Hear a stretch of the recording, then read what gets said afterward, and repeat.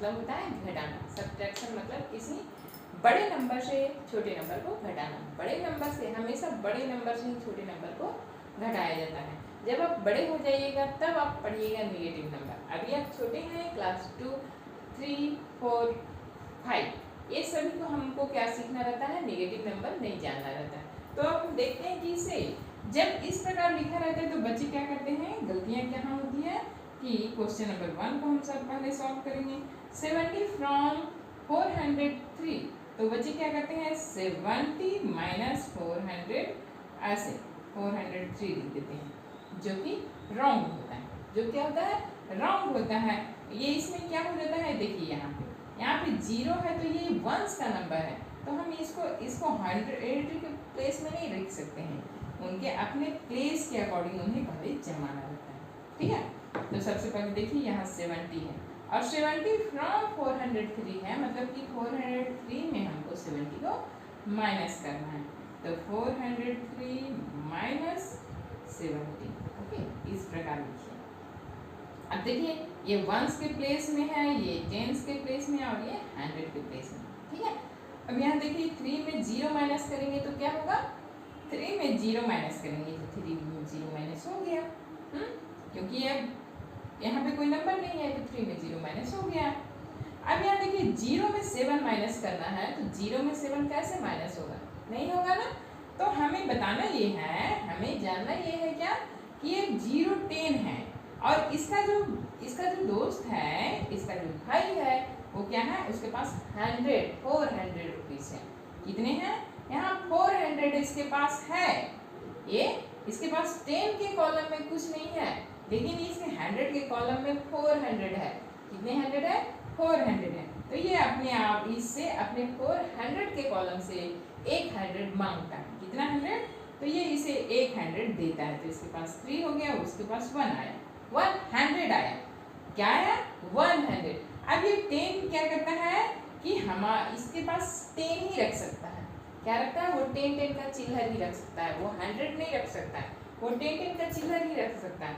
तो क्या किया कि 10 का चिल्लर ही रख सकता है, तो ये 100 को 10 में डिवाइड कर दिया। तो 10 में डिवाइड करते हैं, जब हम 100 रुपीज़ को 10 रुपये का चिल्लर कराते हैं तो कितना होता है, 10 नोट होते हैं ना मेरे पास।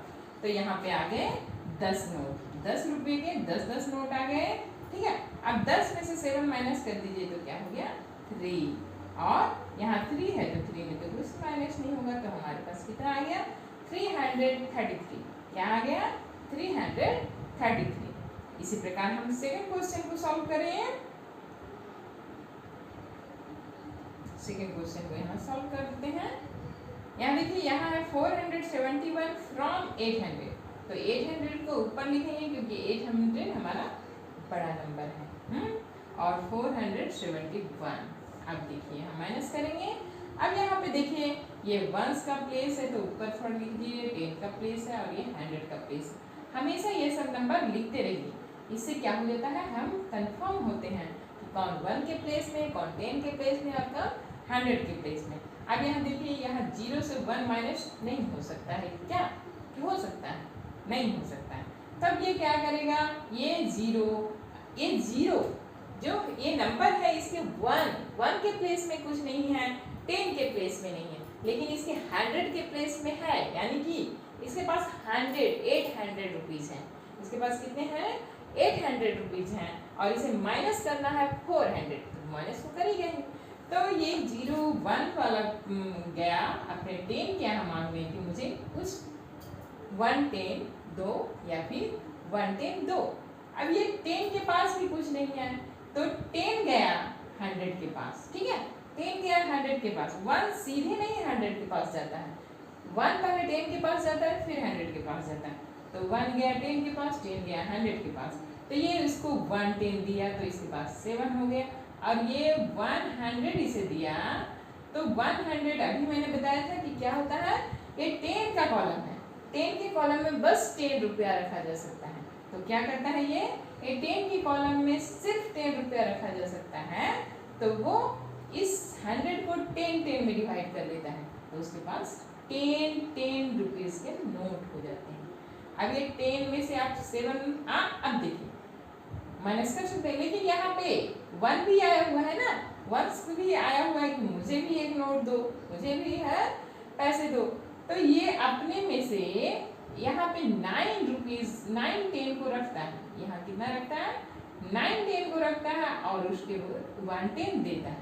अब वहाँ पे वंस की पास से बाध्यता ये है कि वह 1 नोट नहीं रख सकता है, 1 10 का नोट नहीं रख सकता है, 1 1 के चिल्लर रखेंगे।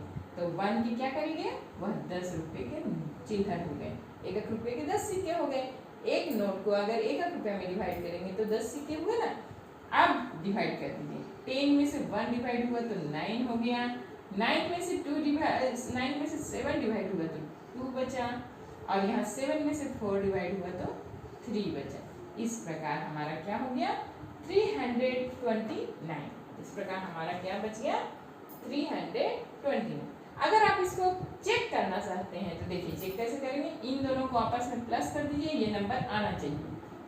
हम देखिए 9 में 1 प्लस किए तो क्या हो गया 10, 10 का 0, बाकी बचा हमारे पास 1।